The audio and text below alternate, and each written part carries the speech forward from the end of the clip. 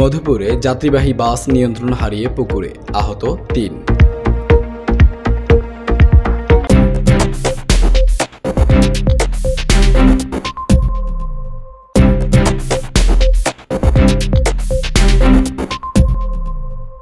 টাঙ্গাইলের মধুপুরে একটি যাত্রীবাহী বাস নিয়ন্ত্রণ হারিয়ে পুকুরে পড়ে যাওয়ায় আহত হয়েছেন ৩ জন।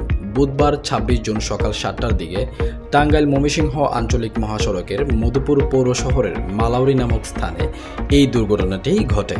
জানা যায়, এমআর ট্রাভেলস ঢাকা মেট্রো ১৫৭৯৭৭ একটি যাত্রীবাহী বাস কক্সবাজার হতে জামালপুর যাওয়ার পথে বাসটি নিয়ন্ত্রণ হারিয়ে মালাউরি নামক স্থানে রাস্তার পাশের পুকুরে পড়ে যায়। খবর পেয়ে মধুপুর ফায়ার স্টেশনের স্টেশন অফিসার মোহাম্মদ বুরহান আলীর নেতৃত্বে ২টি ইউনিট গিয়ে আহতদেরকে উদ্ধার করে বিভাগীয় অ্যাম্বুলেন্স যোগে মধুপুর সদর হাসপাতালে প্রেরণ করেন।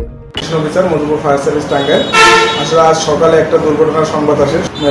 কক্সবাজার থেকে জামালপুরগামী একটি যাত্রীবাহী বাস মালাউরি নামক স্থানে মধুপুরে একটা নিয়ন্ত্রণ হারিয়ে একটা খাদের পাশে পড়ে যায়।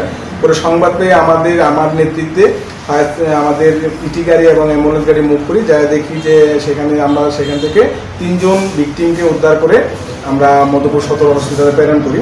এখানে ভিকটিম কম থাকার কারণ হলো, পরে আপনার যে বাসের হেল্পার আছে তার কাছে শুনতে পেলাম যে অনেক যাত্রী আগেই নেমে গেছে আর কি। তার জন্য আর কি যাত্রীর সংখ্যা ৩ জনই ছিল বাসে, কোনো নিহত নাই, আহতের সংখ্যা ৩ জন। আমরা তো মধুপুর সদর হসপিটালে প্রেরণ করি। রিপোর্টার আব্দুল হামিদ, দৈনিক আজকের বাংলাদেশ, মধুপুর, টাঙ্গাইল।